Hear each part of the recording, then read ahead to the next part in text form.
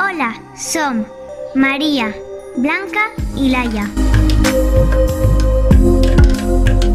Sabíeu que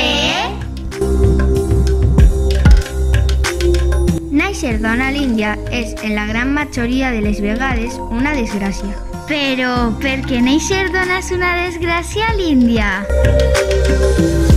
Índia és dels pocs països en el que l'amor és un negoci per a moltes famílies, un intercanvi de poder, diners i valor social. A l'Índia, les xiquetes solen ser convertides en esposes. Bé per raons familiars, culturals o econòmiques. Encara en ple segle XXI, moltes xiquetes i adolescents en diverses parts del món es veuen com si de mercaderia es tractés, arrossegades cap a un matrimoni que mai van triar.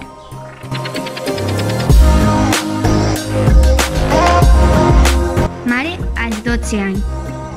Àsia és una xiqueta que amb 12 anys tinga el seu primer fill i als 14 el segon, amb un matrimoni que ella no va triar. Actualment encara no sap com cuidar els seus fills, ni té cap tipus d'informació al respecte. Tahani, de 6 anys, ens conta que cada vegada que el veia s'amagava. Odiava veure'l. Recorda els seus primers mesos de matrimoni amb Angel. Quan ella tenia 6 anys, ell tenia 25. Ara té 8 anys i continua estant casada.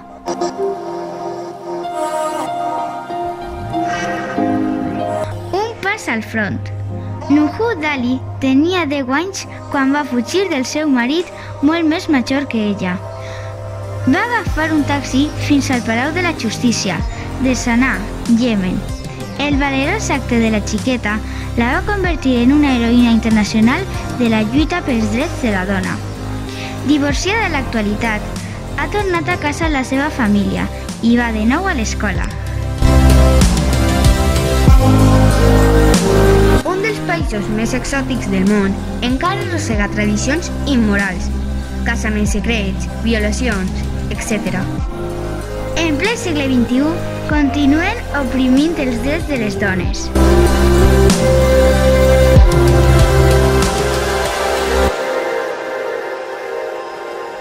La Lluita, Continua. feu-la continuar!